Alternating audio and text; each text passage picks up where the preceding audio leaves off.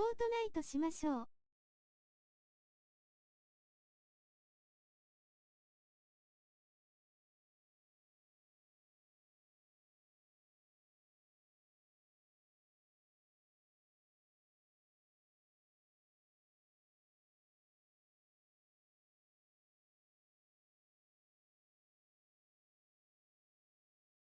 ハロー。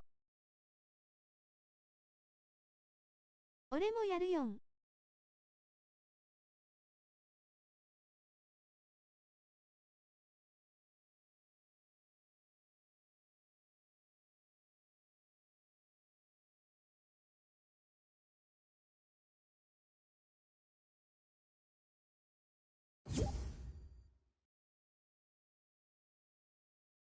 YouTube の画面配信できるの？それ。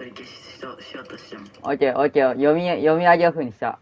もういいや、これで読み上げオフにした。怖いな、それなんか3000とか言われそう。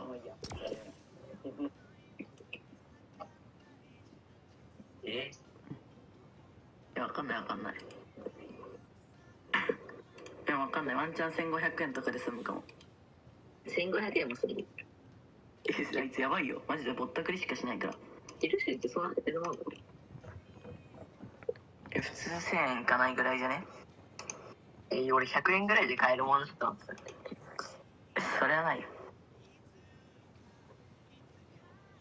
なんだボコボコにするか。お前さ、何て言ったぞ。俺さ、宿題めっちゃ余ってるからさ、世界大会終わったぐらいに多分宿題終わる。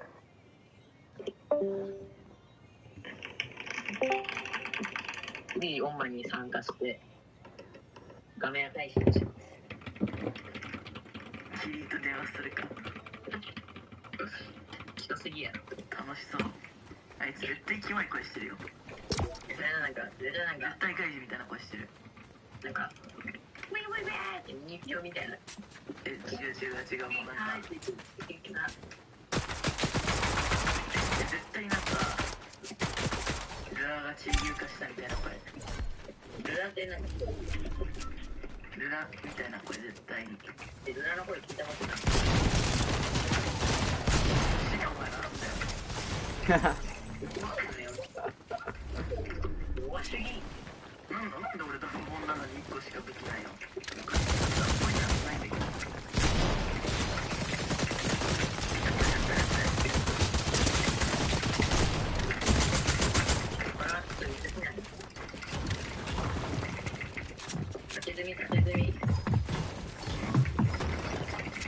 された時はで崩し。これ一つしかないよな。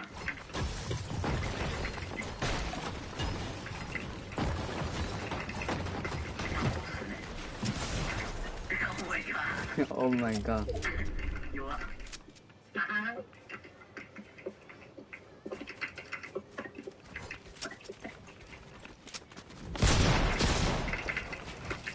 イルパクだけ狙います。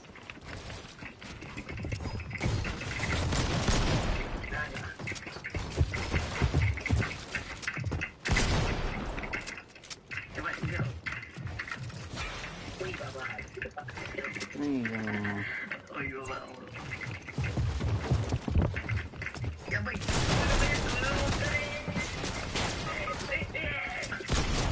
なんで見えなかった。なんか見えない敵と戦えるんだ。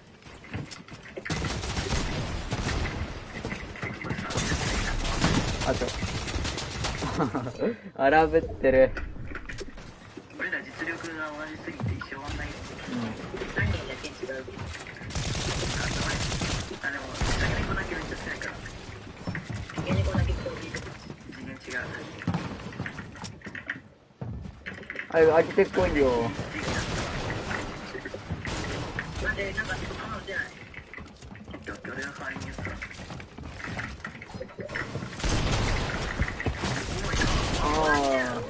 俺うまっ。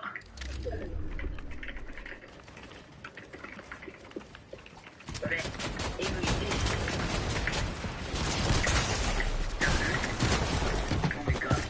オーマイガー。待って、チャット来るのオフにしてなかったわ。最悪。どれ？オーバーレイかな。プロゲーマー。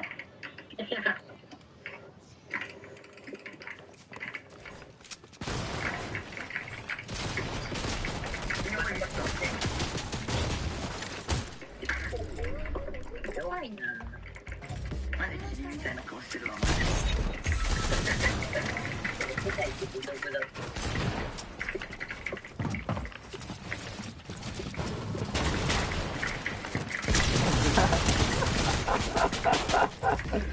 協力プレイエグすぎ。これ許せないと思いませんか？なんかスランプの方が続いてんだけど。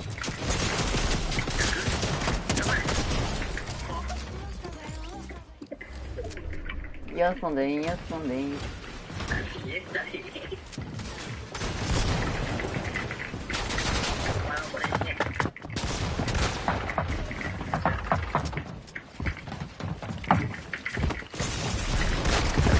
もうだってダブポン弱いわ。協力プレイエグいわ。やばい。え？何してんのマジで。爆速で。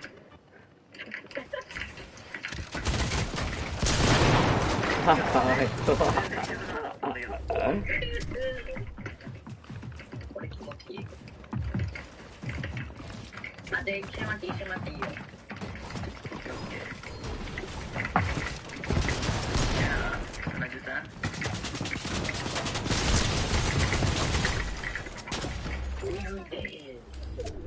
マジで一生終わんないんだけど。誰も勝ち越さない。や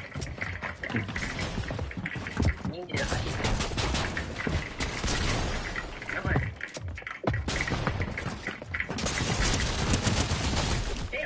マジで言ってるよお前。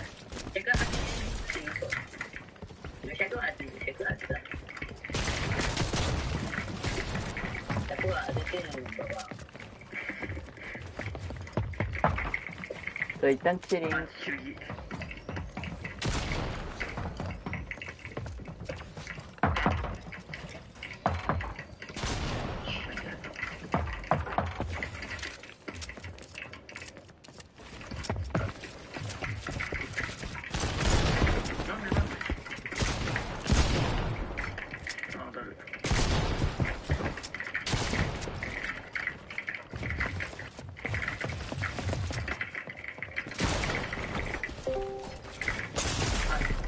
ミスった。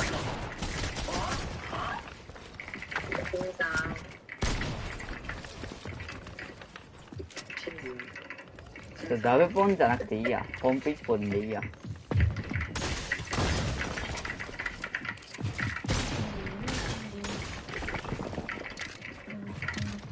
これルラやん。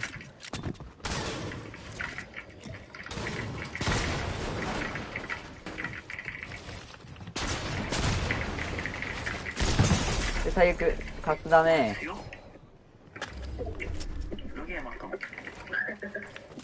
ごいね。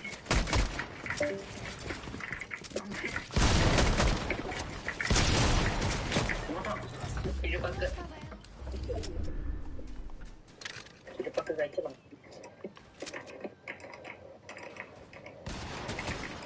それ考えのセンスないマジで。何してんの影猫マジで。いや、こういう戦術ね。戦術をやる。これガチっていうかね。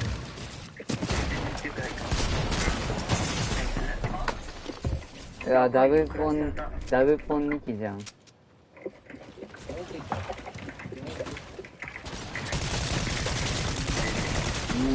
だ。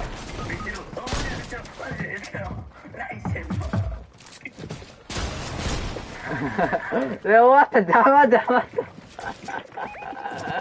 邪魔すぎ。嘘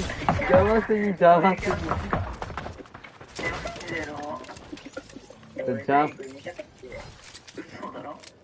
お前100じゃん。大本で200入るようになったんだよ。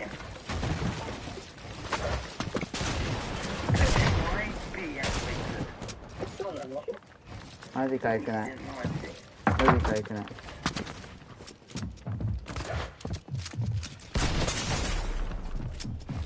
いや、もうあと20くらいしかない体力。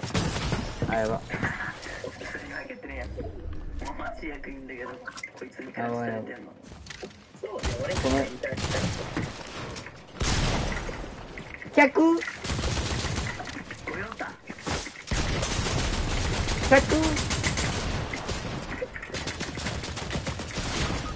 コヨタ蘇生して。オッケーオッケー。複合的な壁ね。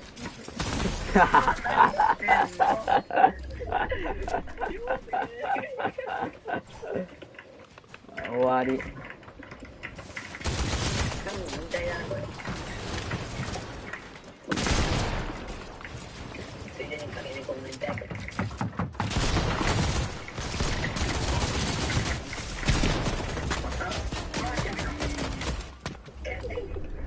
いや、あそこまで負けてたのえぐいけどな。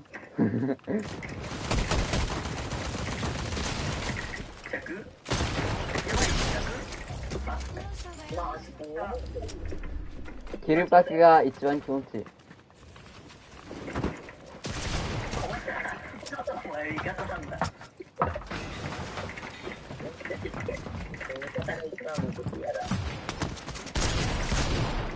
でお前そんな負けんの？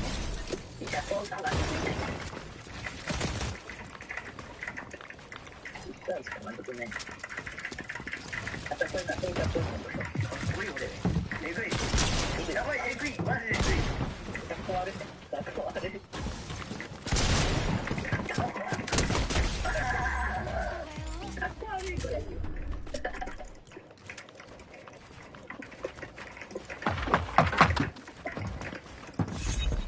これこもったら負け。終わった。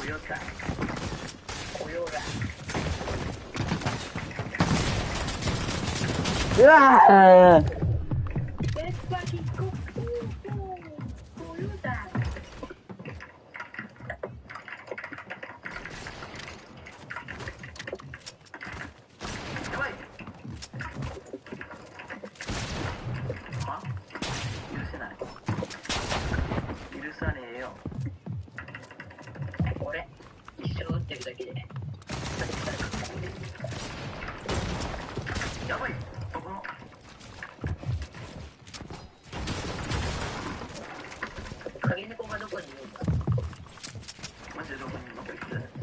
俺芋ってる。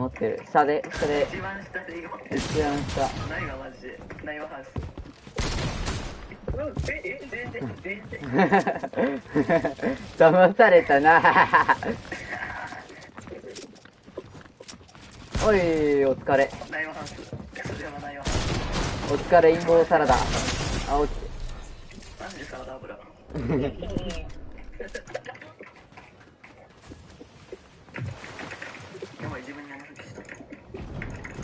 バレてた。こいつチーター。やばい、チーター。あ、チーター。それ僕チーター。うわ。なんなのこいつ。おい。おお。これイヤホンつけるとさ、喋れなくなるんだけど。痛すぎちゃって。あ、抜けた。ダブポマジないわ。ラブポマジいらん。これでいい。お前のセンスないマジない。はもうアサルトすぎてる。あ、これ喋れてる？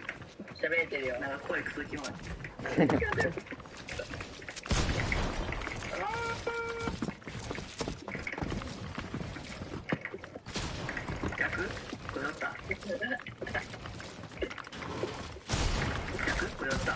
た。狂ったコヨタ。あー、出てこいよ。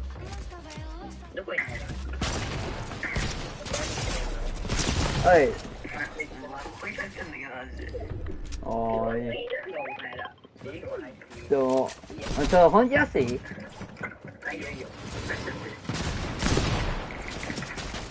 あ、もう雑魚すぎ。弱すぎ。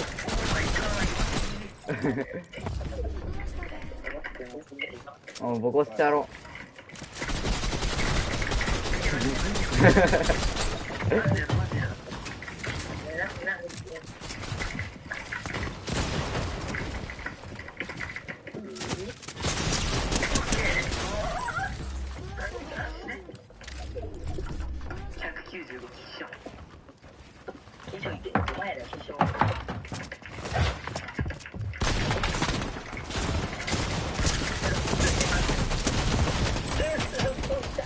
わー、コメント読んでないし、誰も見てないし、終わり。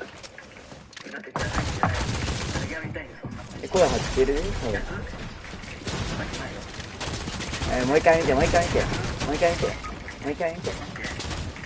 今見て、今。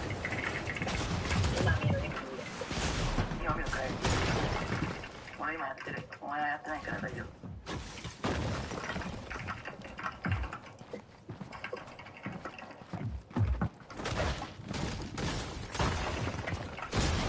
夫。ね、蘇生して、蘇生。蘇生して。やばい。死ぬ。マジで死ぬ。なんか変わった。自分の声がうるさいんじゃね？声がうるさい。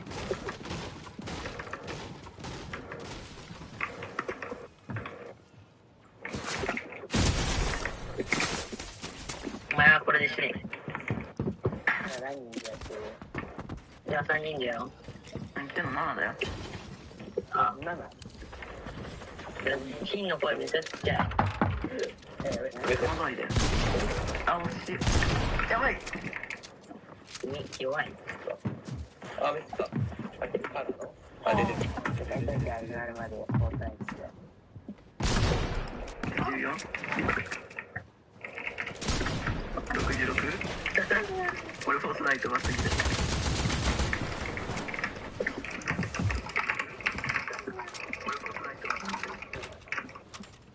待って、ペン開いたら教えて。開いた。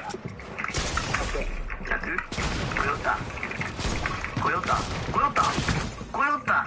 待って、横。コヨタ。横。声入ってるやん。いや、ね、金だよ。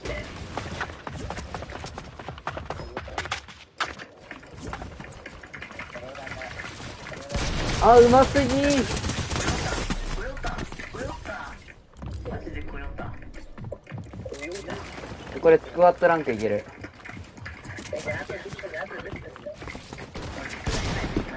そんなん知らねえ。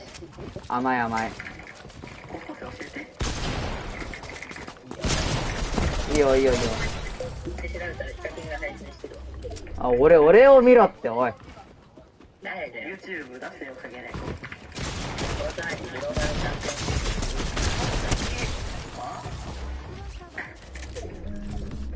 ピこれうざい。これうざいでしょ。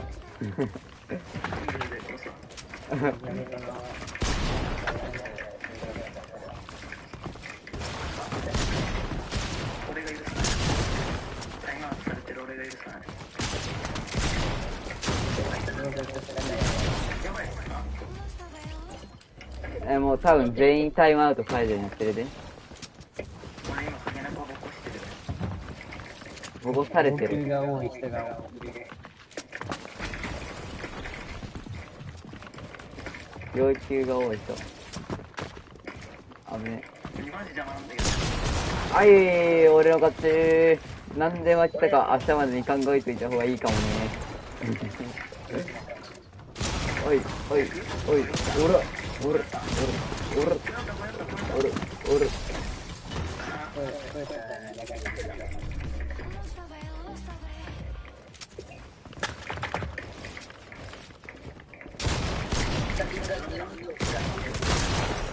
あー、ダブポンチしよう。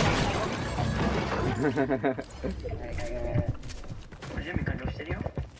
俺が押してなかった。あと一人だ。待って、ログ。マジ固まった一瞬。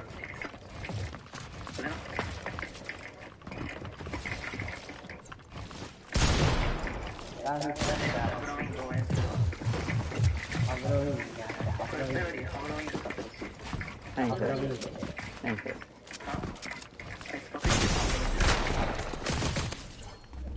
ハブロビングが世界大会でちょっと前だよ。そうそうそう。パフロミングは弱い子。準備押して押してない。準備を、あ、押したわ。さあ、夏に入ってる方はハブなんだよ。世界大会。ポルノハブ？そうそう。中に入ってるハブロミングが世界大会行ってるやん。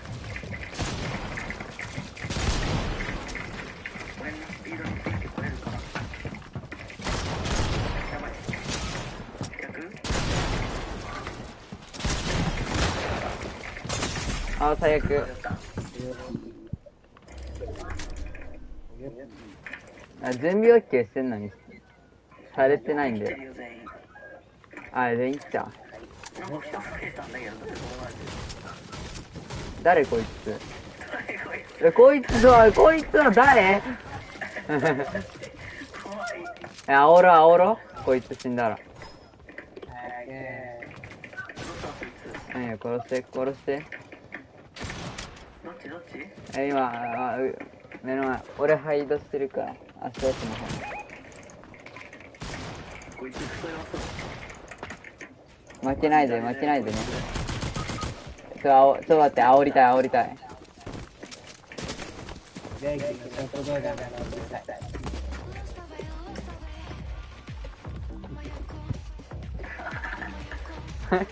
大丈夫か喋ってこないかな。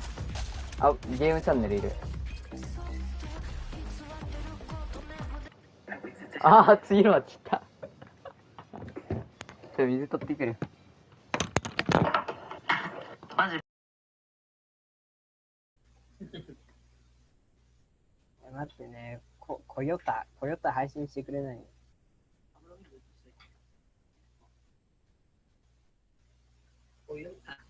コヨタはコヨ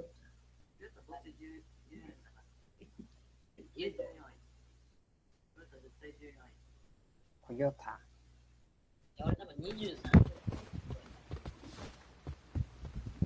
コヨタ。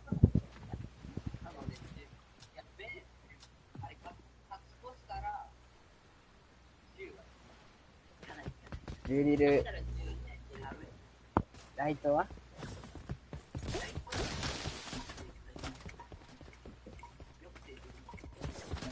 ポヨがいる、そう。スイ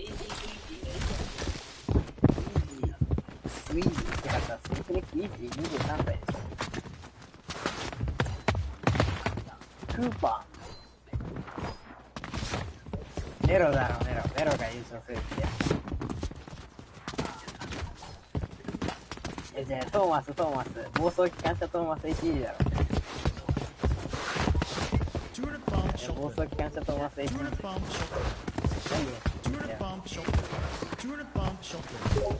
トーマス。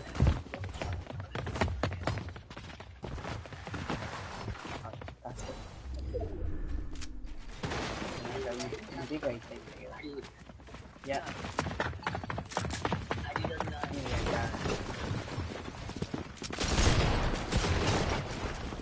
痛い。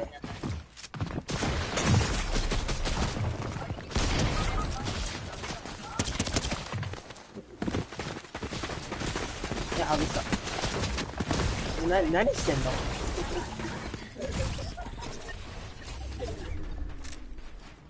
何が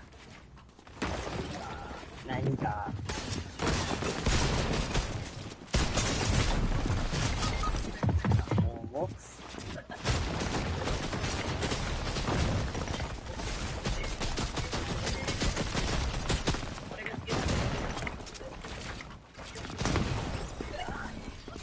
指痛い。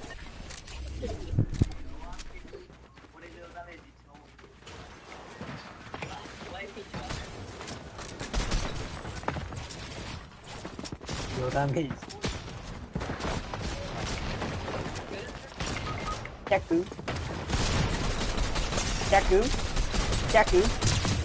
やばいかげね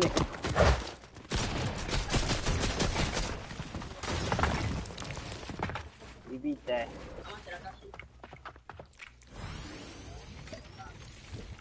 爪切ったせいで爪が指に入り込んだ。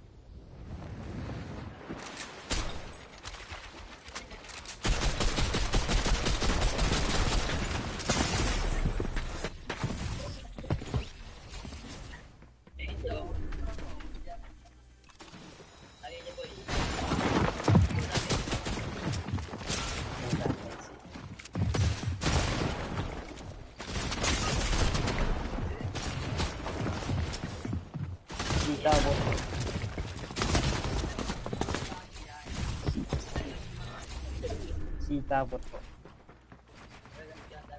見た目が一番でかい。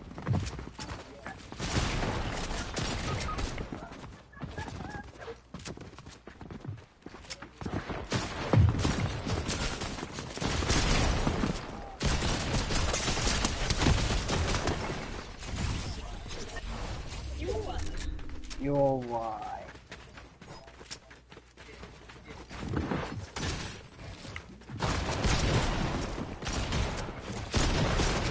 い。いたよ。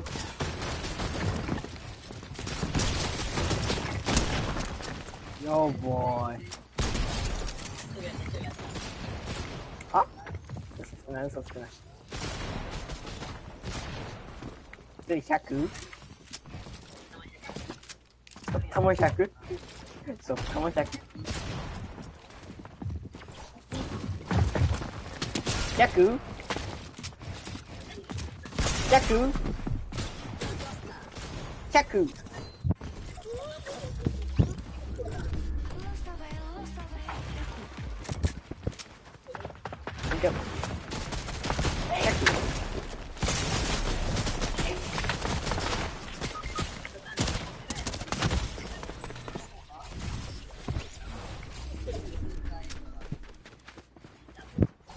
ギターボタン、シティボタン、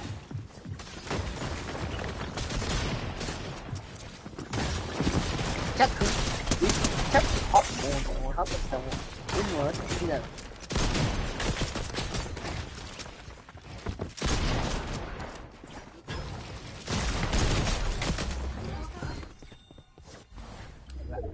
インドある。俺だから持ってないわ。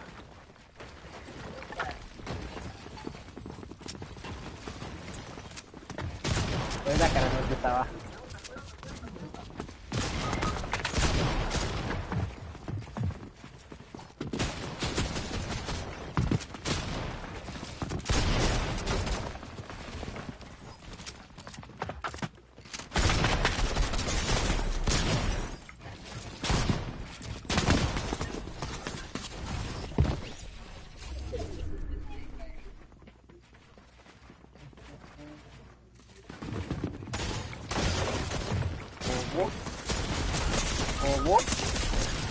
いいやから何してんのマジで。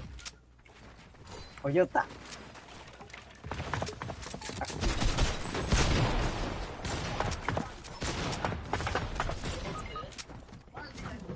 Let's see. 100？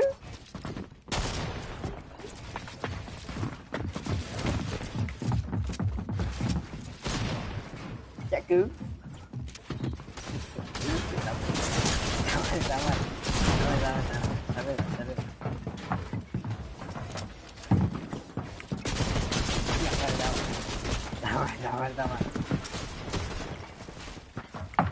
これ以上口を開くんじゃない。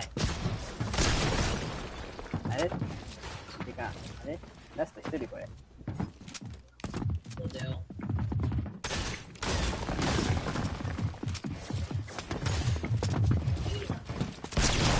100？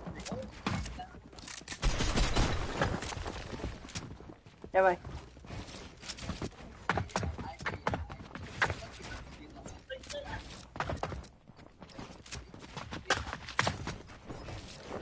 やばい、あーね、角に当たった。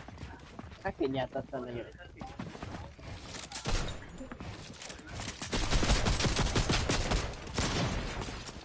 100？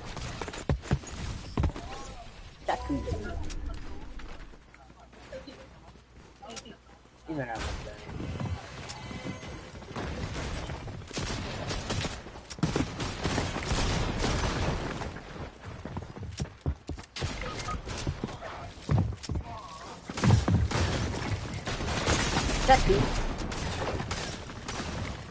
100？ 火災保険、生命保険、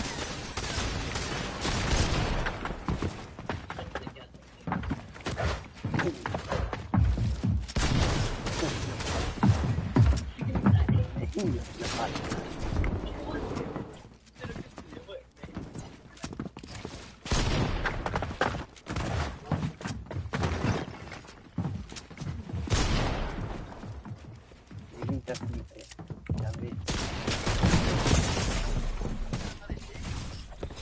たい。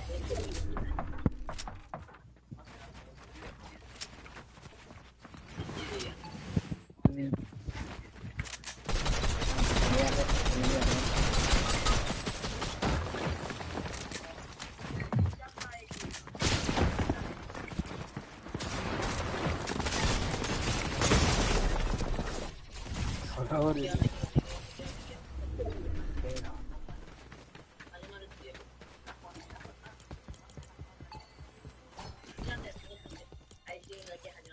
よし、やめるか。ヒカキンずっとフォートナイトやってるって。何してる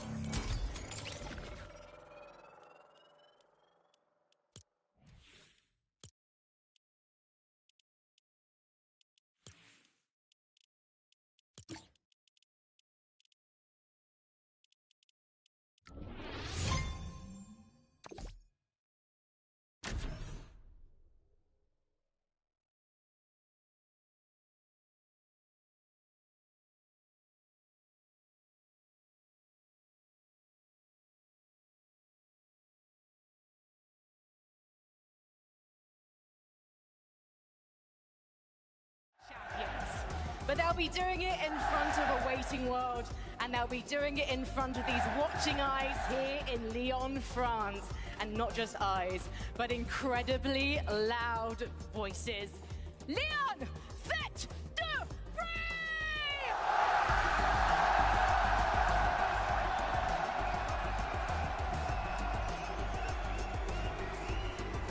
Hi Frankie, hi Fortnite fans, so good to see you there.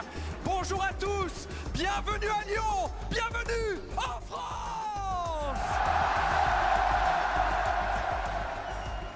What a pleasure, quel plaisir, quel kiff de voir ce stade rempli aujourd'hui. Vous avez rempli l'aréna de Lyon. Et vous l'avez vu, pour ce Fortnite Global Championship, I will be with Frankie. Make some noise for Frankie!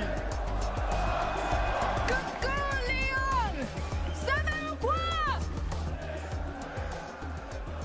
This crowd, I have to say, is my favorite in the whole world, Benji. This is what we call the French atmosphere. We had to come to France with the Fortnite Global Championships. And right now, actually, I have to introduce what our players will be competing for. It's not just a generous prize pool. It is not just the active champions and legendary status. It's also this incredible silverware created by Thomas Light.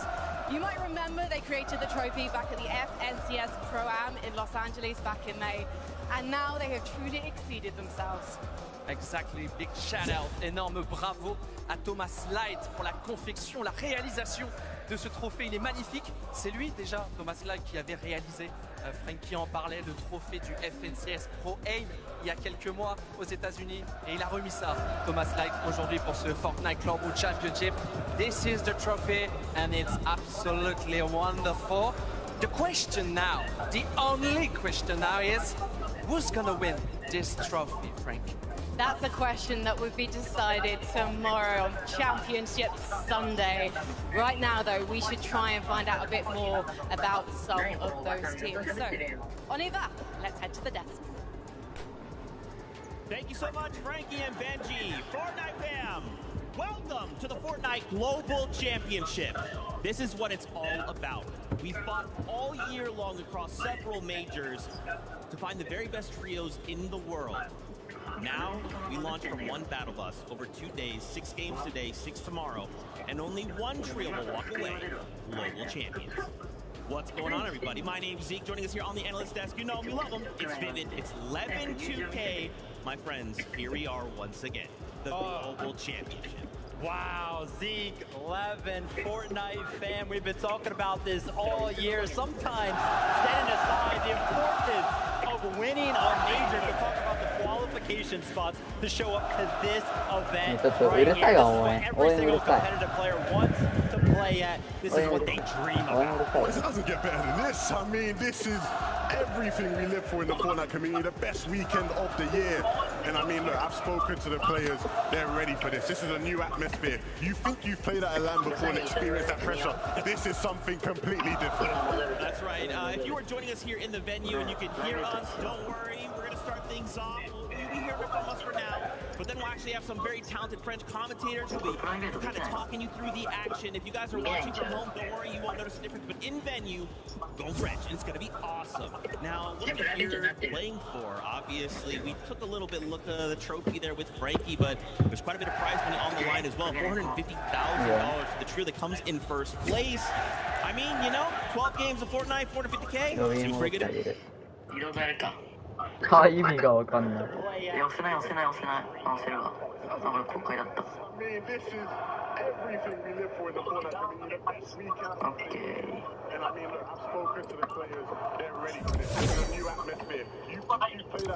日本語で見れるこれ。見れるでしょ。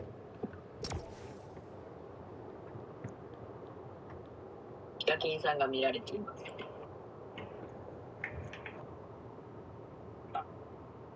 これ配信する意味あんまなくね？普通に YouTube で見た方がいいよ。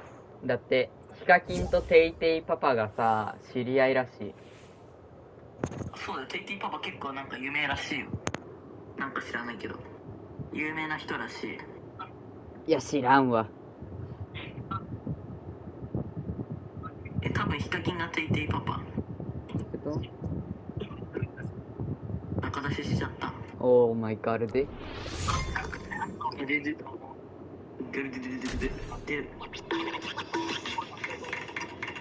マジ熱い。ハブロビングマジ頑張れ。マジ頑張ってきて食べる。どこになのあいつ。あれだよ。なんだっけ。ボスのとこ。強っ。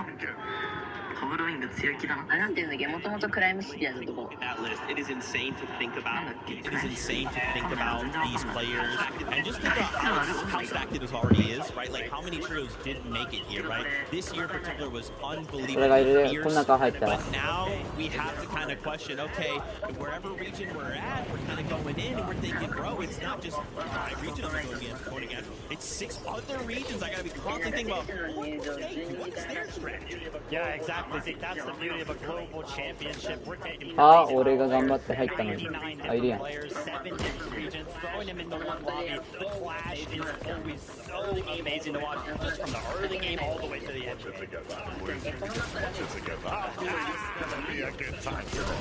It is so exciting. Of course, it's not just us hanging out talking about Fortnite with you guys. We also have Mini Miner and Kelly Link. Let's toss it over to them. Get their thoughts.あ、重力に紹介だってばよ。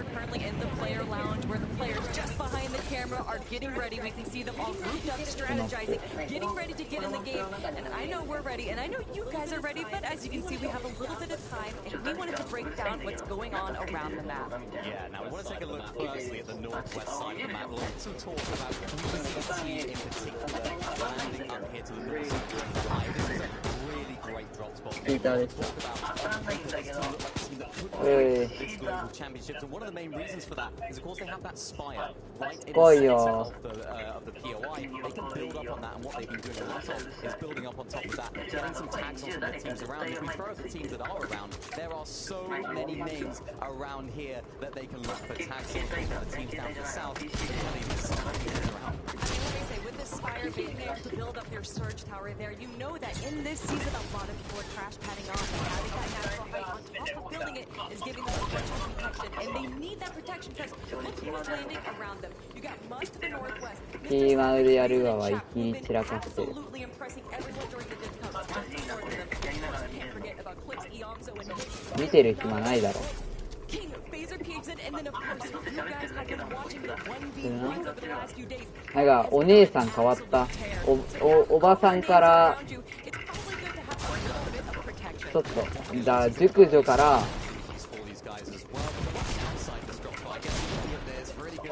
Loads of loot in the side that they're having is the lack of metal at this drop. They don't have absolutely loads. They can solve that in two different ways. There is a bunker just about here.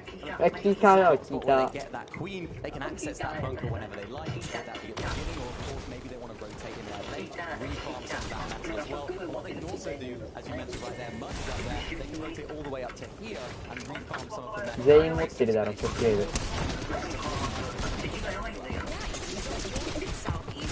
まだ敵が弱いんだけど。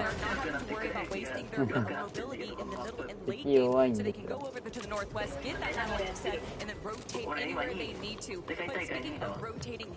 俺1位、俺1位。じゃあちょっと君にしないと。あ、うるさい、めっちゃうるさい、めっちゃうるさい。青軸いる。 Toyota's team has decided to show up. This is quite a recent development as well coming into this global championship. So huge changes for Flixie. It's going to throw a whole new spanner in the works.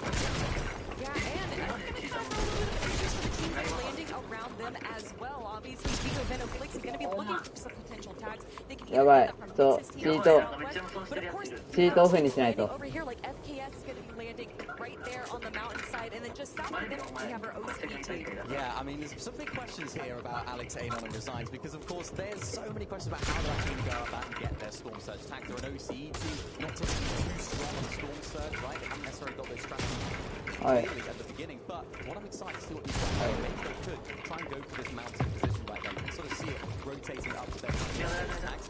Maybe, of course, we could see Vico and Flixie if they do well spawn right here. Maybe they'll make their way over to this hill because remember, it's such a powerful position. Not only do you have that elevation, you also have those launch pads as well, which can take you right into the center of the map. But you know who loves that power position as well? That would be the team landing over in Demon's Debris. You might have heard of them. That is Acorn, Injured, and Poyo, a team that has been on everyone's top 5, top 3. It's not even winning the whole thing. Right now, Gentlemates fans in the audience right now that are all cheering for another Poyo win, back-to-back champion. 待って、ミシックチャート出た。宝箱あった。宝箱探ししよう。Typically what we've known as, of course, we have it at the high, we have it at Ranger's Ruin as well, and we also have one over here in this sort of area right here at Demon's Debris. Now this was how things were actually looking at the very beginning, right? Now we've seen a big change. スローンのバースト出た。That medallion and of course that queen that's spawned at Demon's Debris now has a 50-50 chance of spawning at Dystopia City as well. Some big names landing there. Could we see a little... Well, you're talking about changes. ニャンニャンライフル出たわ。Changes. I think a lot of people are talking about ターショいらんわ。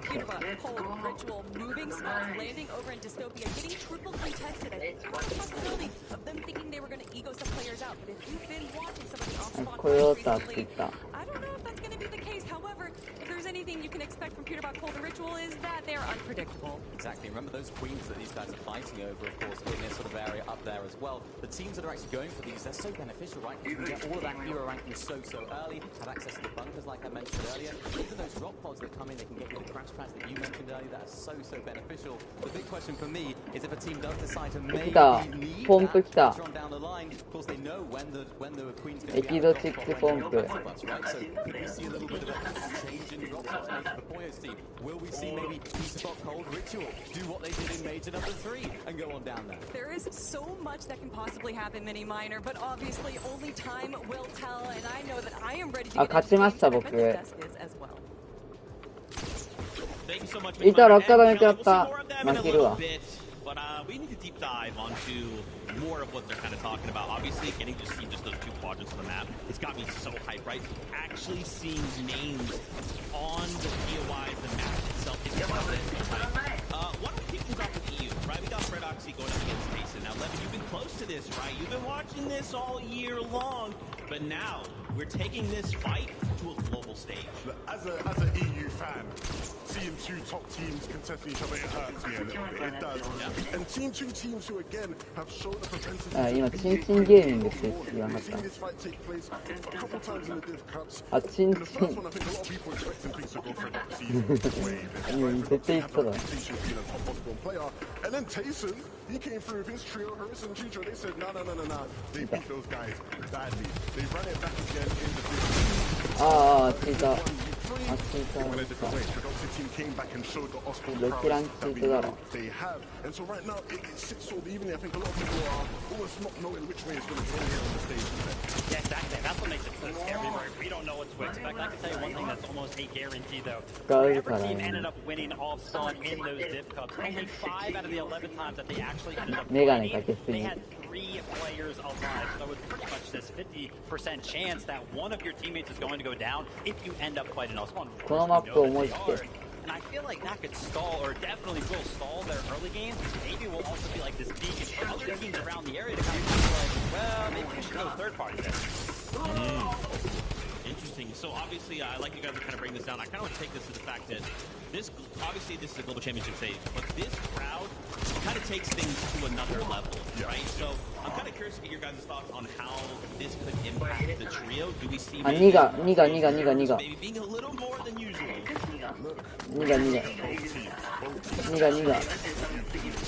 ニガ。Along the Balkan side, you look at Chino, right? The young Danes come in and you know 誰も見てないからしてる。 played on a stage like this, right? They don't have the experience. Coming into a land like this, having that expectation that they're going to come through and just beat everyone apart, that's a lot of pressure to deal with. Yeah, it definitely is. I can tell you from personal experience and not showing up to in-person events like this, it took me, I think, like 3 times of doing it before I felt like I had no nerves kind of going into one. So that's why we always talk about experience, right? It really does matter when it comes down to these types of events. I like to hear it, but I also want to hear from these players right now. Frankie and Benji are standing by. Let's hear them. Hello. Rangers Ruin and this epic Osborne battle that's about to happen. In the last Divisional Cup, you actually came out on top for Redoxy. 俺なんか死んだんだけど。 Divisional Cup, well, you kept losing, so what did you change to start? We just do some time on Osborne prep and get more confident. Do you think that Tayson hasn't been practicing? I think them practicing a lot here. Just the skill difference. なんかいっぱいメニーピーポー。 sur ce spawn, mais très excité. Je pense que c'est eux qui ont l'avantage, évidemment. Tyson, you land at Rangers Ruin against Redoxy's trio. Who's gonna win this contest and why? I think we're gonna win. I just think we're better as one team and individually better. Pour faire simple, l'équipe est meilleure et même individuellement, il a pas peur, il se sent en confiance. C'est le trio de Tyson, visiblement, qui est favori. My jaw has hit the floor because if you look at the statistics going back to Major 3, you were one of the highest damage dealers in the lobby. Do you think he's just a bit scared of you? I mean, we'll see on stage. But this is your first time on stage. Do you have any nerves about that? Do you anticipate it feeling different? No, not about Osborne. We're confident. But not confident about the rest of the game? Just Osborne? I mean, we'll freestyle. We'll see what we do. To be fair, if anyone can freestyle, it's Redoxy. Ouais, elle a bien fait de le souligner. C'est la première fois que le trio de Redoxy monte sur scène. C'est son premier gros event, mais il est quand même en confiance. Il n'a pas peur de la pression. Il va boire la pression, comme on dit. Tyson, you won 5 Fs. 入場だけ見たい。入場だけ。11時50分ぐらいに戻ればいいよ。多分まだまだだよ。12時に登場するらしい。それ嘘じゃねえ。さすがに嘘だよ。ほんと。トルスが言ってた。まだまだ大丈夫。オルスさんが言ってたか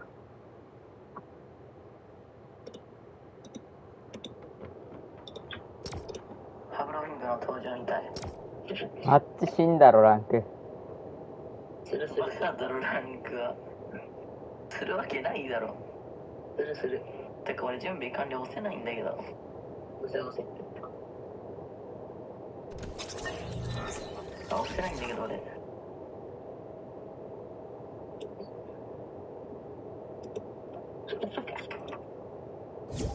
あけねこおもろこれ。本当にすみませんでした。めっちゃおもろすぎる。なんでいじめるんだよ。やっぱちょっと煽りたくなっちゃった。なんでいじめるんだよ、やばい。煽りたい、もっと。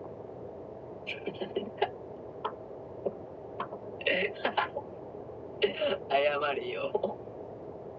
マジで。ふざけるな、マジで、本当に。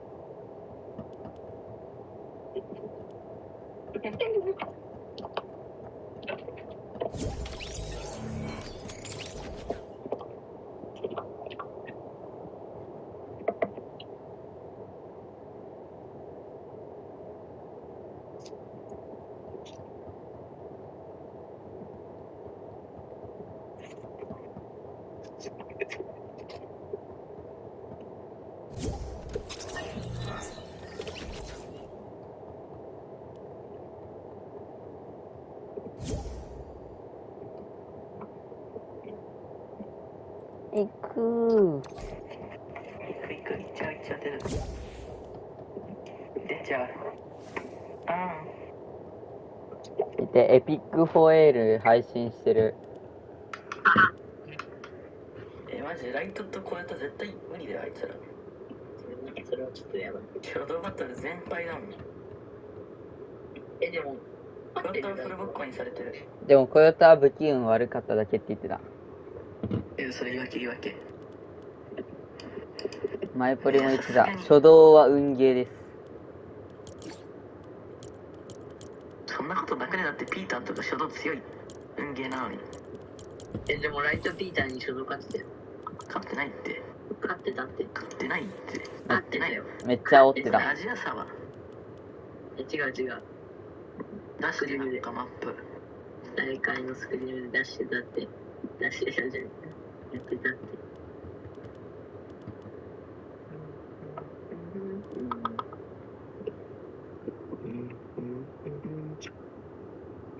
選べるぞ。増設されたんですけど、基本的に高架賞が引き取り勝負を仕掛けていくということなんで、ちょっと高低差が高いんですよね。なのでよりやっぱりその初動の折り方、ミスした場合のリカバリーとかがかなり難しいかなとは思いますね。リスクは高い、ハイリスクハイリターンでの初動になるのが、このコヨタトレになってくるわけですね。リセコヨタの3名です。対面最強の怖かったですからね。ピリッとしてましたね。横でね、ベノたちが滝やってたりしてていや、なんならやっぱり世界大会って練習会場が全部一緒じゃないですか。一つの箱に全員埋まってやるんですけど、ベノたちが後ろにいて小江さんたちが前なんですよ。なんでベノたちはなんかどうにでも画面を見られちゃって、なんか日本勢を後ろから初動の効果を観察するみたいなシーンまであって、でもちょっと戦術チックなんで仕方がないかなとは思うんですけど、若干フリースタートかなとは正直思っちゃいましたね、そこは。ちょっとね。その前がサベジタスでしたっけ？ですよね。そうですね。周りはなんかその前にいればいるほど若干不利なんじゃないかなっていうね、一度ではありましたけど。そういう意味ではピックホエール、ビクター、ペーパーですね。キャニオン分かりあさりは絶対ビコが許さない。ビコベノたちが絶対許さない。いや、分かりあたりしだしたらマジでグリーフじゃねって状態だと思うよ、檻は。分かりあたりしたらさ、だってあれだもん、物資なさすぎて積むと思う。あとこんな物資あるかな。ドローン湧いてたら全然いい。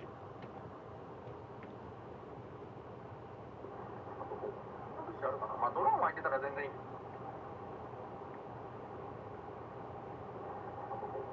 ドローン湧いてたら全然いい。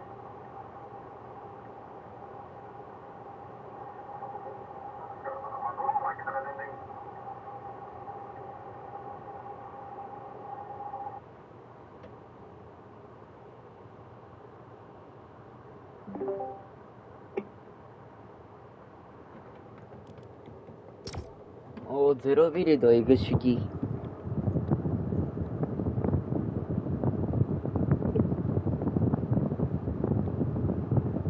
全員高仲よったもん。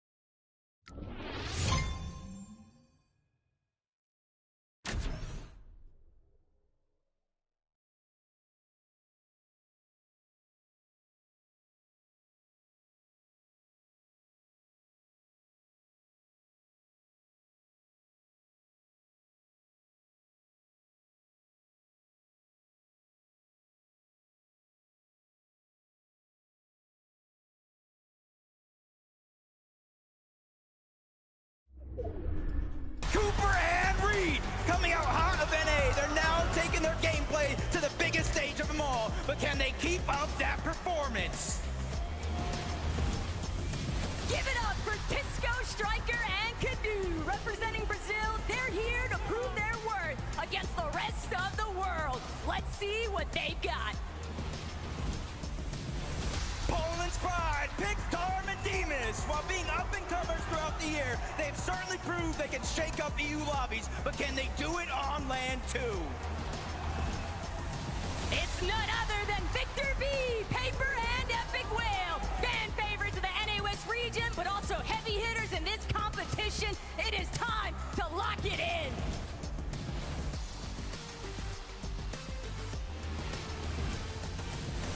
From Brazil, Gazetta, Way, and Scarpa, the major three qualifiers are now ready to take the fight on the international stage and show them how lethal the region can be.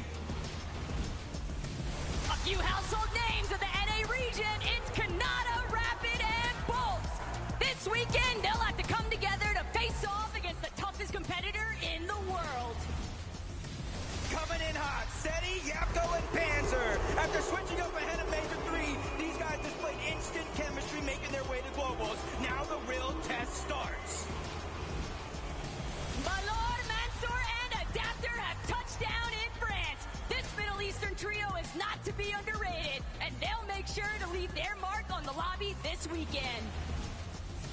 The Wonders from Down Under, Anon, Alex, and Resigns. After a dominating year on OCE, they're taking the battle to the main stage. Watch out, these guys mean business. Far from gentle, it's Polio, Majors, and Acorn. It's been a big year for these guys, and concluding it with the Globals trophy, that's just the icing on the cake.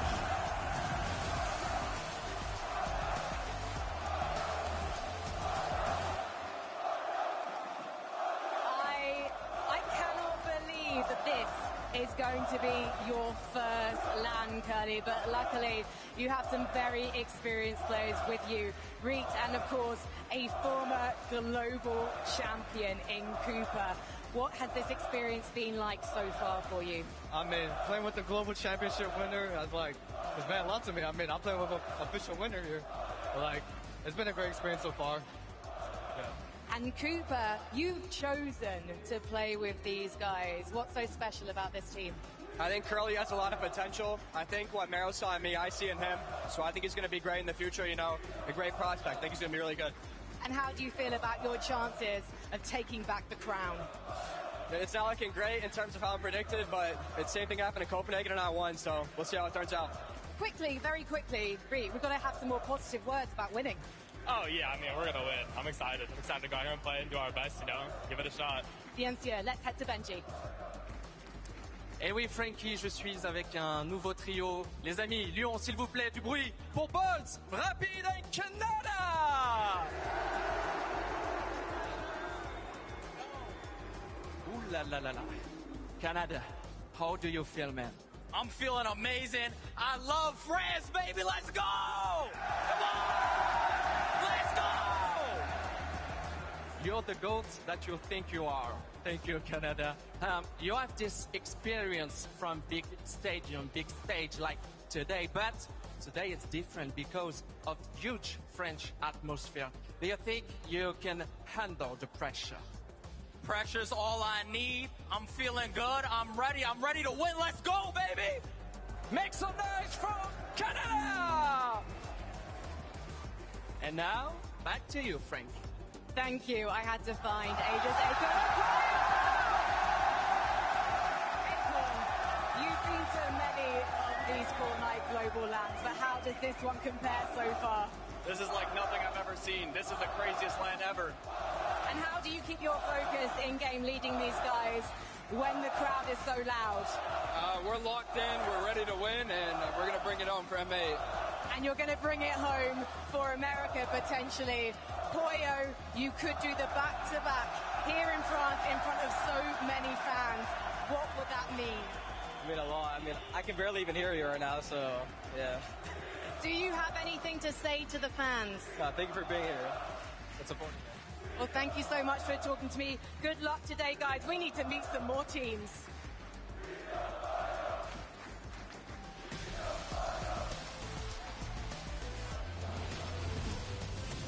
It's your boys, King, Phaser, and P8 Sin. After tearing up both Brazilian and NA lobbies throughout the year, they're here to wrap up the competition in style. Say hello to Vortex, Fountain, and Goofy. Making it to Lyon was no easy feat, but these guys are coming in with lots of motivation to win it all. Put your hands together for Pars, Pump, and Baka. NA West did not stand a chance against these guys this year. The question is if they can keep the same pressure in this lobby. Better late than never. iJob, Cammy, and Hottie have made it to France. And with globals on the line, there's no time to waste. They're here to crush the competition for real. The pride of Middle East, Hero, Halad, and FKS. Proving their worth throughout the year is tough, but proving it on the global stage is even tougher. It's time to lock in, boys.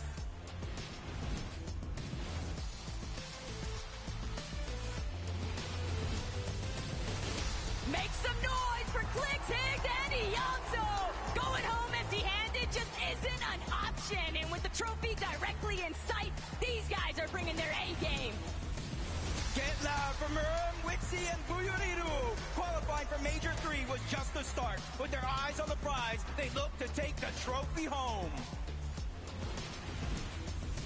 Mix and focus and Upple in the building, everybody. And this trio's talent has brought them so far already. But it's time to go the distance. Let's see what they've got.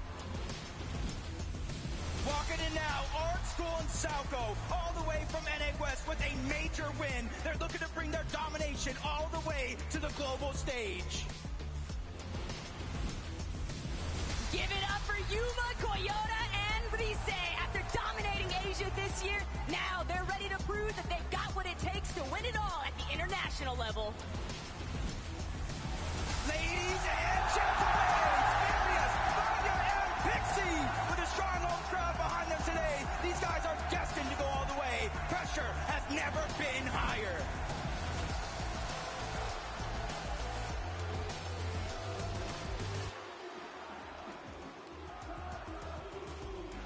So, obviously, I had to come and keep the seat warm for Vanya Boo Boo because I know there are a lot of fans here in France who cannot wait to meet this team.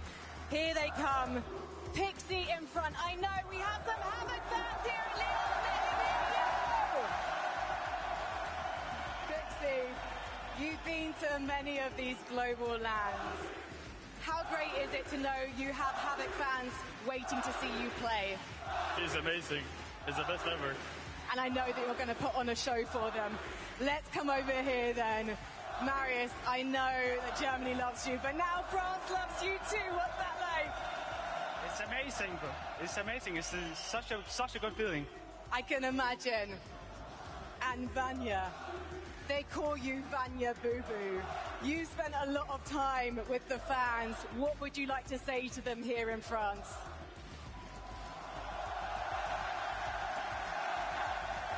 Sometimes actions speak louder than words, which is why I'm going to say, let's head to you, Benji.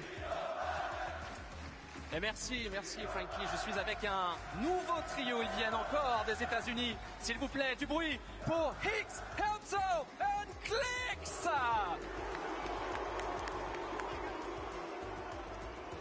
Wow. Clicks, how do you feel, man? I feel great. This is going to be the one. I'm bringing it home. Il le dit, il vient pour gagner. Il est chaud, l'atmosphère lui fait pas peur. Il vient pour gagner. C'est top 1 ou rien pour Clicks. Clicks, we know that you land at Supernova, and I heard that Fredoxy have to train you for the spawn. Tell me more about the story. Yeah, he helped me train. Anybody who lands Supernova, we'll see what happens. Pour faire simple, en fait, le trio de Clicks spawn atterrit dans la ville de Supernova, et il y a un ami à lui, Fredoxy, qui l'a pendant des semaines entraîné gentiment parce qu'ils sont amis, et c'est grâce en partie à Fredoxy qu'aujourd'hui Clicks se sent à l'aise, et c'est pour ça qu'il spawn à Supernova. Last question, what's the objective? Only top one or nothing? It's top 1 or nothing, and I gotta make sure this crowd is repping the set. XF forever. Du bruit, s'il vous plaît, pour Hicks, Helzo and Clicks! I had to grab King from the Brazilian region, also representing Argentina here in Lyon today. I've got Ricardo to translate. King, you're so experienced on land that you won in Brazil and then went to North America because you're taking this so seriously. What did you learn from playing in a different region? So, você foi para os Estados Unidos para melhorar. Por quê? O que você conseguiu tirar dessa viagem? Ok. A gente foi para a NA porque é uma região muito diferente, muito melhor que a Brasil. Então fomos lá treinar para conseguir dar o máximo. So they went to North America that has a better quality, so they were able to have better practice and to show up today the best they can do. And you and Fraser are an experienced duo. Now, of course, you're playing as a trio. Do you think that trios is your favorite way to play this game? Para mim, eu prefiro pouco mais duo, mas eu acho que o meu melhor nível é no trio. So they like to play duo better, but they think that their trio is very strong. I think you're going to be very strong. Thank you so much for talking to me. Obrigada, guys. Leon, please make some noise if you want to meet some more players. Vector Ring!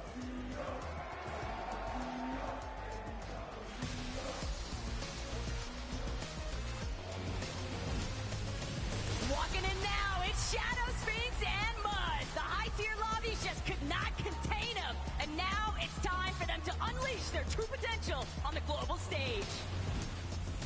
The terrors of EU, Flixie, Veto, and Vico, having established themselves among the best of the best, they only lack one thing, a trophy. This weekend, they look to take it all.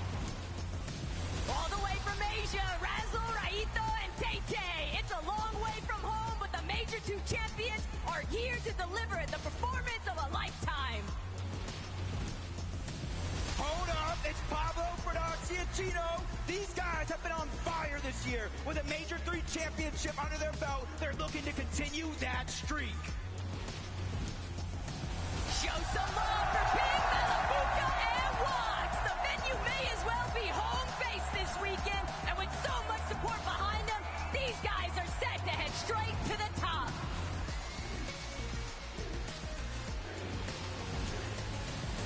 Give it up for Chad Reason and Mr. Savage. You know them, you love them, and now they're here to impress France this weekend. Let's see them climb to the top of that leaderboard. Never count out at me because Snowy, Ryu, and Zod are here, and these guys mean business. Plenty of motivation, but now it's time to showcase what the Middle East is all about. Domination is key for Peter Von Cold and Ritual. A stellar year for the trio with all eyes on the trophy. They're not playing for second place here. It's all or nothing.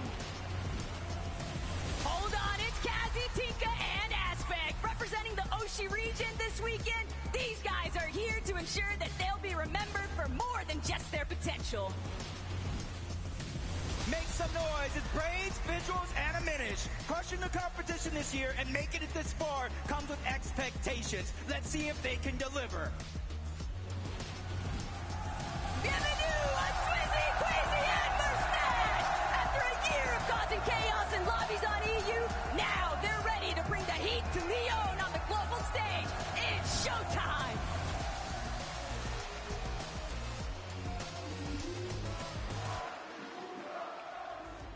I have got players from two French teams here in Lyon.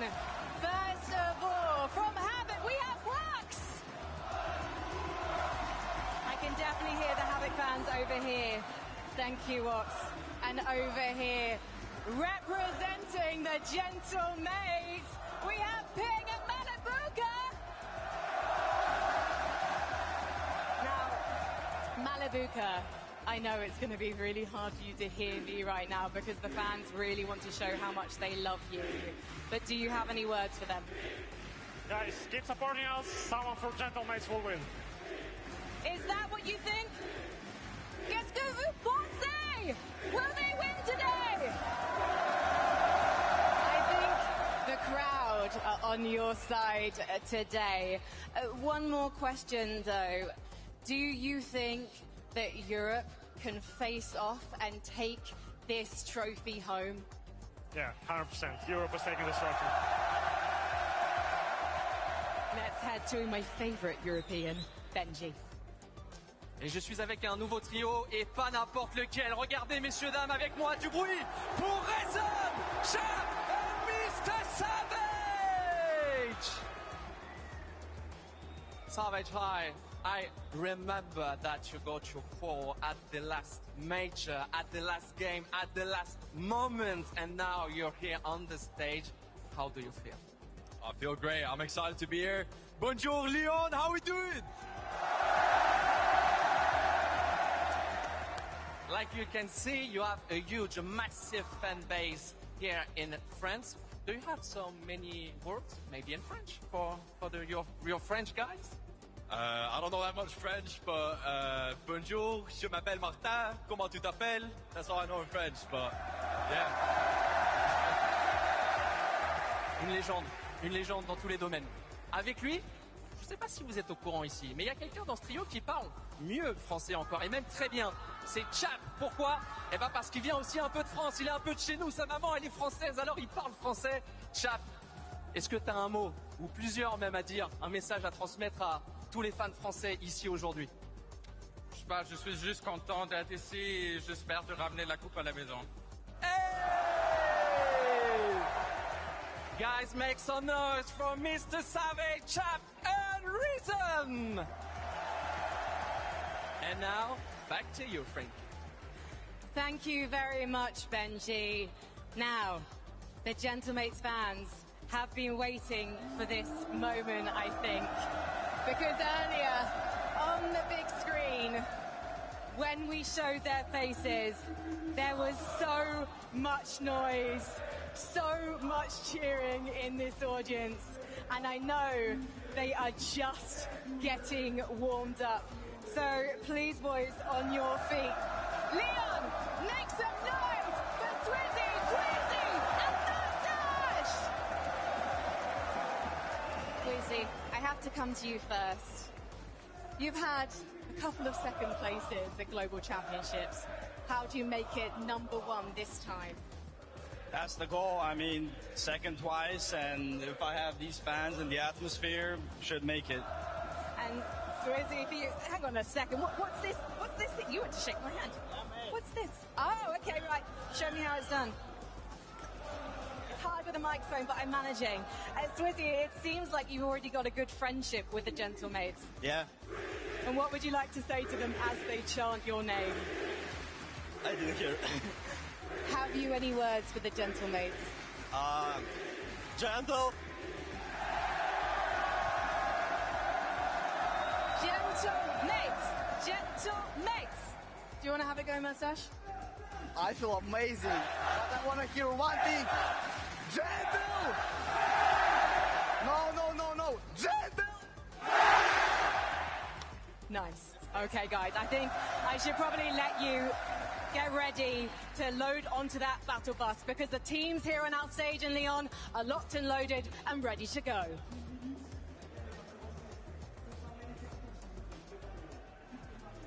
Guys, I have one word for you.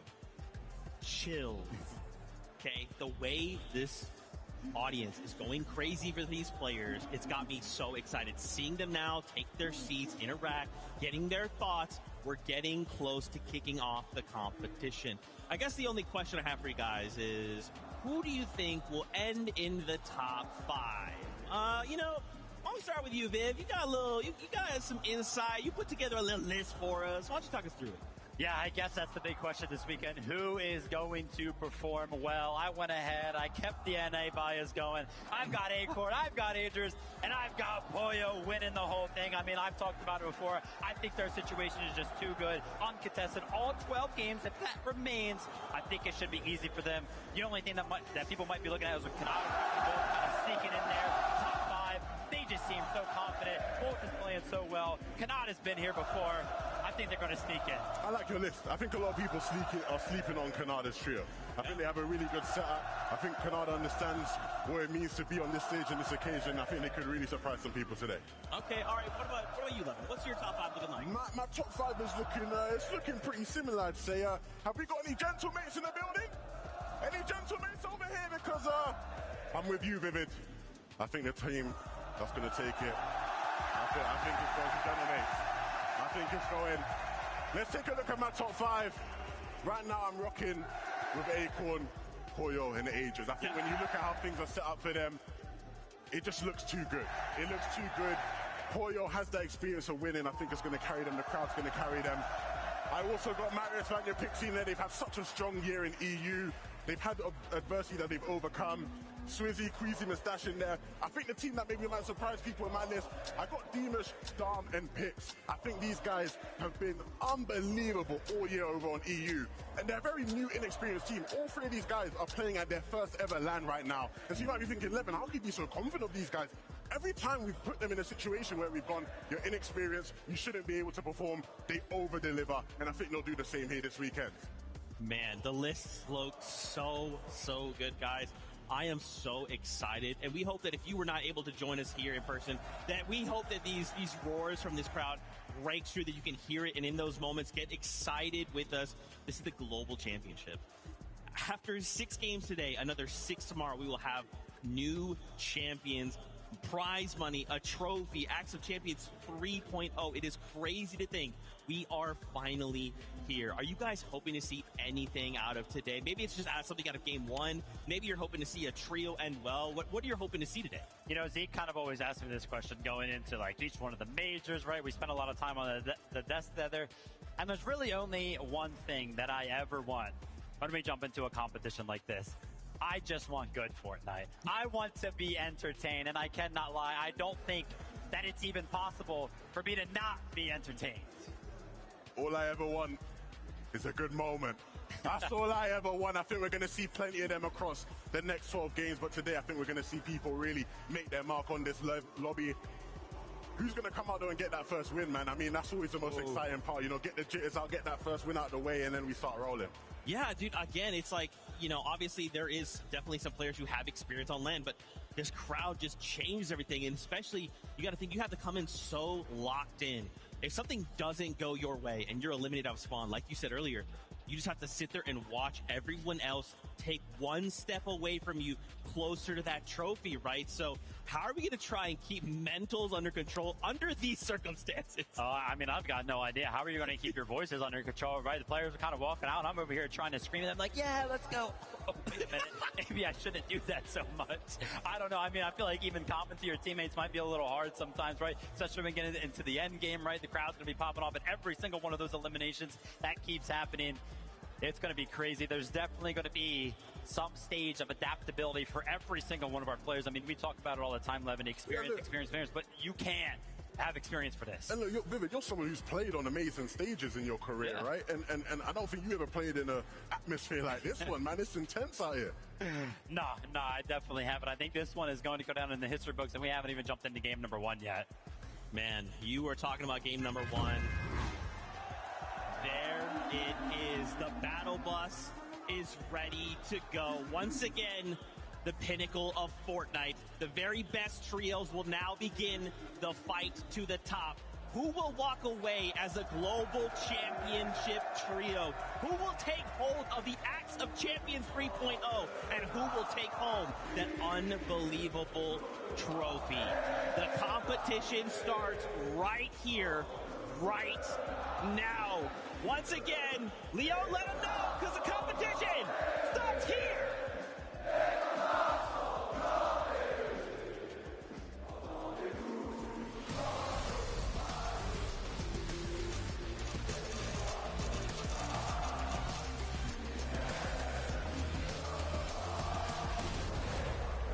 The time has come. The Fortnite Global Championship, Taco, all year long. 33 teams from around the world have been battling from major to major to major just to get the opportunity here. If it's not for the money, if it's not for the fame, it's to call yourself the best in the world.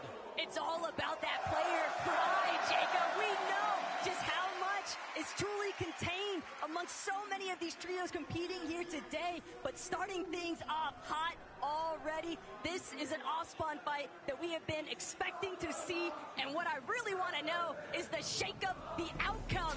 Prodoxy trying to get that first touchdown. Prodoxy gets the first weapon. Sure enough, Haters on the run. Still trying to see if he can storm away from this. But Pablo, he's been taken down. Chino's fallen too. It's Tayson with the comeback. Prodoxy trying to see if he can lock it down for his team. But Tayson determined to remove Prodoxy's team. And sure enough, disaster strikes. Prodoxy's trio fully down and out for the count. And Tayson has claimed the area. Already one of our contested fights, 1-0. And do you see this already? They're already not landing at Dystopia City. Everybody was talking about it. They heard the rumors. I kept my ears to the streets all week long to figure out what their game plan was. And scrims leading up to this weren't necessarily netting the best results. And now you see them already over towards Foxy Floodgates. And what this does not only affect Visuals, Braids, and Minish. This also affects Agers, Acorn, and Pollo. This is the team. They typically trade off Surge into the distance. Now they're already disrupting the game plan. They're not the only ones. Veno, Flixie, Vico, they've got Rise in their sights, completely tackling all opposition here at Canyon Crossing. Rise doing what he can to try and stay alive, but entirely too many players to overcome. Veno breaks right through, and that's going to be the first knock. Another elimination tallied up here for Vika, Veno, and Flixie. Coyota, the sole survivor of this exchange. And Coyota has pulled out a ton of tricks throughout his career, both online and in global events just like this. But early on in game number one, he's already being forced to play out some of those tricks. He has to disengage, stay alive a little bit longer, and try to have a chance back. But you hear the crowd in the background, Swizzy, Queasy, and Mustache, uncontested at the Hive. And some are looking at this, could be one of the best POIs. You get the experience for your OXR rank, the medallion, the mythic weapons, a lot of extra heals at the POI itself, and then the elevation. Kelly and Mini Miner were breaking it down so that way they can start to build that base early and accumulate the Storm Surge, so that way later on in the game they could easily start to rotate around. And most importantly of all, they're uncontested here at High. Whether that stays true throughout the course of this weekend, well, that'll be determined by how things develop, but other teams still caught up in a little bit of battle processing at the start of this match. Dystopia City heating up. Epic Whale, Paper, Victor V, they made it very clear they had zero intentions of ever leaving this POI. So Tate, Raito, Razzle, they're going to have to force some sort of a conclusion to this exchange before the third parties start to trickle in. Yeah, and it's not just Cold and his trio that are over on this side of the map that they have to watch out for. You see a team at the bottom of your mini-map. They can easily try to rotate towards the north, disrupt what's going on. So that's going to be one of the key aspects to a fight like this, but you're already seeing a flank going around from Peterbot, Cold, and Ritual. They're ready to take advantage no matter what happens here, no matter who comes out on top. It's going to be them, but Tate takes a big shot. Epic Whale, the 6-time FNCS champion, dealing a massive amount of damage. Tate down to his last little bits of HP, though. Epic Whale, he's going to have to take a moment to also get some relief. Paper, nice supportive fire, and that's a big elimination cleanup onto Tate. But now, Cold, Ritual, they're starting to close in. They're interested in everything that Raito has to offer, and that's going to be the first knock here for Cold. An immediate elimination, but they've already signaled to Epic Whale, Faber, and Victor V that they've got company. Shields are cracked. Peter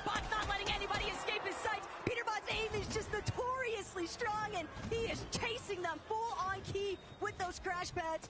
He might be able to make it before they can pull off the double revive. He's challenging the wall. Victor V trying to do what he can to defend. Victor V goes in. Peter got shut down. Cold ritual. They don't need this. They don't want this. They're looking to see if they can still clean up the exchange, but without Peterbot, they're going to be forced to temporarily retreat. This is almost exactly how it was playing in some of those practice games. But this time, Paper, Epicwell, and Victor B, they're being the aggressors in some of these situations. They try to disengage. Epicwell goes down, but Victor B does it again. He was a huge part of them even making it to the global stage, clutch after clutch when his team went down through 4 different drop spots. But now the foot has been turned. Cold and Ritual now need to start to think in and outside of the box. How do we get our IGL back? This is exactly what Victor V did from the revive to end the box, shutting down Peterbot early. Just so greedy there by Pete. Victor V doing exactly what he needs to, showcasing what kind of a fragger he is. But Atris, Tayson, in a spot of trouble here. A couple of splashes. Gonna ensure that Chicho is still good to go. But Chicho, he needs an opportunity here for his team to provide a little bit more backup. FKS tries to apply pressure from a separate angle. Claude, Hero, also looking to see if they can get some good aggressive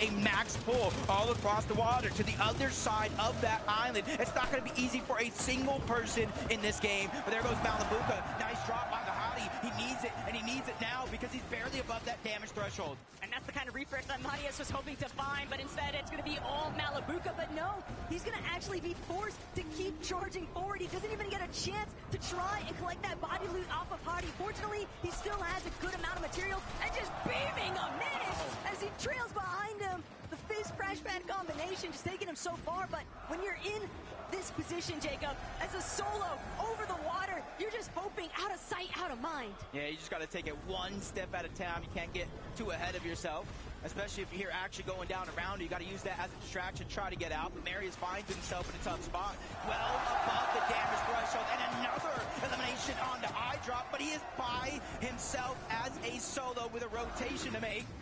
Now he's just getting ticked away little by little. Talad is able to finally take him down. That's a big confidence boost for a team like that. Of course, but Height has had couple of developments here. Striker and Kadu, we saw them posturing a little bit earlier on before that last rotate. This next pool is going to send everyone packing, though. Reason, Mr. Savage Chap definitely setting up, but Visual's actually going to be one of the first to try and move into the next position. Cisco Kaido Striker, though, right up above. Kanata, Rapid, and Bolts trying to see if they can be a threat. But if you're going to be in this height position, you've got to make sure that you are controlling, funneling players away from height, away from secondary height even. But with the crash pads in play, Jacob, that's going to be so difficult. Yeah, you got to watch out, too. Chicho, Riz, Tayson, they're underneath. They're probably having their eye on the high ground. Cisco's trying to put good damage onto King Phaser PH Sin, but it backfires on him, forcing him to retreat just a little bit. As Tayson just building his way up, he knows he doesn't want to be stuck on that mess on the low ground. And even NA West in the elimination feed going crazy as Arkansas will take down King Phaser and PH Sin with a little help from Chap. But Tayson's got such an excellent position in that secondary height layer now, shooting towards that front side of zone. It's only Clicks and Iyamzo. They lost Higgs somewhere along the way. Iyamzo doing what he can to claim a little bit of space here next to Clicks, but ideally, they're going to have to duke it out in the low ground, Jacob. They need a big refresh. They've got to keep that material count high, but Mustache, he's actually fallen. The mid-ground getting a little bit too chaotic, and he just couldn't break through.